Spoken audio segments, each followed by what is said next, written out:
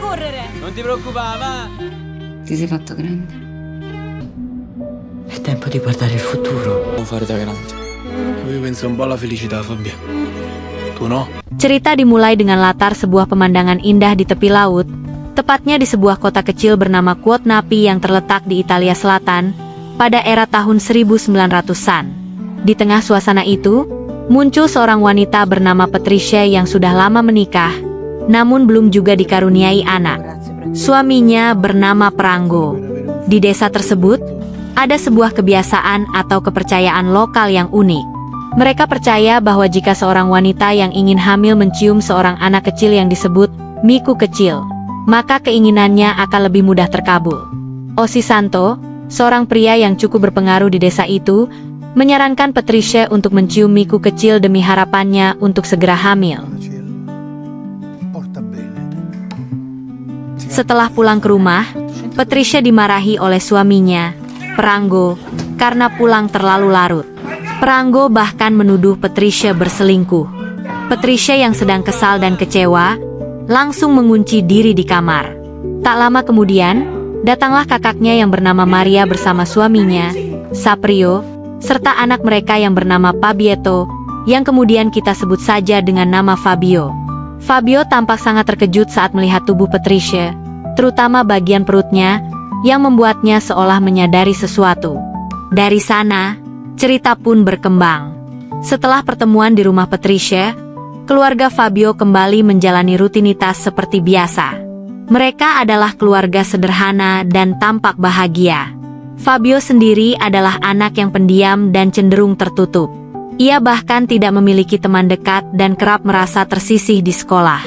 Meski begitu, Fabio memiliki impian besar. Ia ingin menjadi seorang sutradara film terkenal. Ia juga sangat terobsesi dengan hal-hal yang berhubungan dengan dunia seni dan bahkan mengidolakan tokoh sepak bola legendaris, Maradona. Cerita pun berlanjut ketika keluarga besar mereka berkumpul untuk merayakan acara pertunangan salah satu kerabat yang sudah berusia lanjut. Dalam momen itu, hadir juga Patricia dan suaminya, Pranggo, serta saudara Fabio yang lain, yaitu Marcino. Mereka merayakan acara tersebut dengan naik kapal ke tengah laut.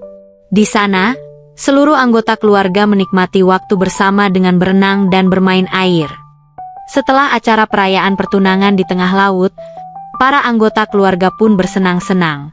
Namun Fabio hanya bisa berdiri di pinggir kapal, menatap suasana itu dengan diam. Ia tampak berbeda dari yang lain, lebih pendiam dan menyimpan banyak perasaan dalam hati. Keesokan harinya, Fabio pergi berjalan-jalan bersama kakaknya. Saat itu, mereka melihat sosok Diego Maradona yang sedang berada di kota. Fabio sangat senang dan begitu kagum. Sesampainya di rumah, ia langsung menceritakan hal tersebut kepada ayahnya. Namun, sang ayah tidak mempercayainya karena menurut berita yang ia baca, Maradona tidak akan bergabung dengan klub Napoli. Beberapa waktu kemudian, Fabio diam-diam mengunjungi lokasi syuting sebuah film yang disutradarai oleh seorang sineas Italia bernama Quano. Sutradara ini adalah sosok yang sangat menginspirasi Fabio dalam mengejar mimpinya untuk menjadi pembuat film. Tak lama berselang, kabar mengejutkan pun datang. Maradona benar-benar bergabung dengan Napoli. Kota yang tadinya biasa saja kini menjadi sangat hidup, penuh semangat dan euforia, apalagi setiap kali Maradona bertanding. Fabio pun semakin tertarik dengan dunia sepak bola dan pergi ke stadion untuk menyaksikan pertandingan. Namun, di tengah kebahagiaan itu, datang musibah yang menghantam keras kehidupannya. Suatu hari, orang tua Fabio memutuskan untuk pergi liburan ke daerah utara yang dingin. Fabio tidak ikut, karena lebih memilih menonton pertandingan penting Napoli yang menentukan gelar juara Liga. Keesokan harinya setelah pertandingan, Fabio menjemput kakaknya. Di saat itulah ia mendapat kabar mengejutkan. Ayah dan ibunya meninggal dunia karena keracunan asap dari kayu yang mereka bakar saat berlibur. Kematian kedua orang tuanya membuat Fabio sangat terpukul. Ia merasa kehilangan dan tak bisa menerima kenyataan. Namun suatu ketika, ada seseorang yang berkata padanya bahwa kehadiran Maradona di Napoli sebenarnya telah menyelamatkan hidup Fabio. Jika saja Maradona tidak datang dan tidak membuat Fabio begitu bersemangat menonton pertandingan, maka ia pasti ikut berlibur bersama orang tuanya, dan itu berarti ia pun akan ikut meninggal. Dalam kesedihannya, Fabio juga bertemu kembali dengan seorang pria tua yang mengatakan bahwa Tante Patricia tidak bisa hadir karena sedang menjalani rehabilitasi. Fabio pun disarankan untuk sesekali mengunjunginya. Akhirnya, Fabio pergi menemui Tante Patricia. Di sana, sang tante menceritakan apa yang sebenarnya terjadi padanya. Ternyata, setelah pertengkaran besar dengan suaminya di awal cerita, mereka sempat berbaikan dan kembali harmonis. Mereka sering berbagi cerita dan saling mendukung. Dan akhirnya, kabar bahagia pun datang. Tante Patricia berhasil hamil. Namun, kebahagiaan Tante Patricia tak berlangsung lama. Suatu waktu, ia dan suaminya kembali bertengkar hebat. Pertengkaran itu membuat Patricia jatuh dalam depresi. Ia kehilangan semangat hidup dan akhirnya memutuskan untuk masuk ke tempat rehabilitasi demi memulihkan kondisinya.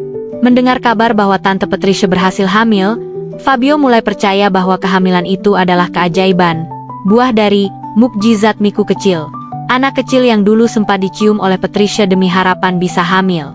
Setelah itu, Fabio kembali ke rumah. Namun, ia merasa benar-benar kesepian. Kakaknya kini sudah tinggal bersama pacarnya, dan Fabio harus menghadapi kesendirian di rumah yang dulu hangat bersama keluarganya.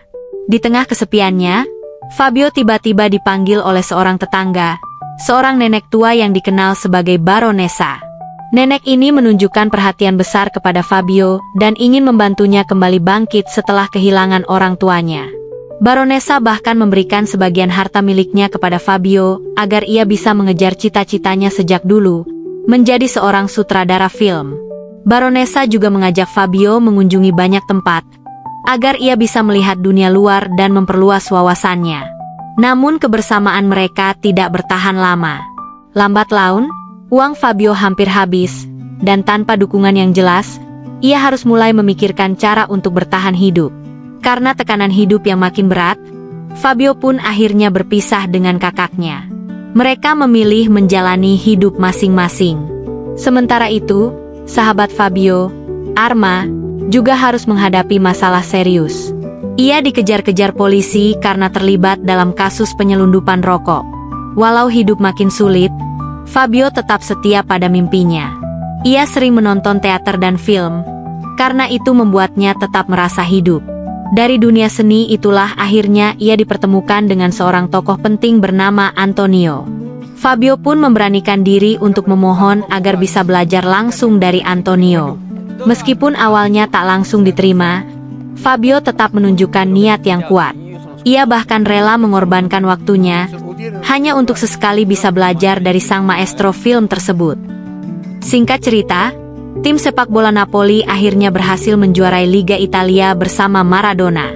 Pada masa itu, Serie A, Liga Italia, dikenal sebagai liga terbaik di dunia, dan kemenangan ini menjadi kebanggaan besar bagi seluruh warga kota Napoli. Mereka semua merayakan keberhasilan itu dengan penuh sukacita.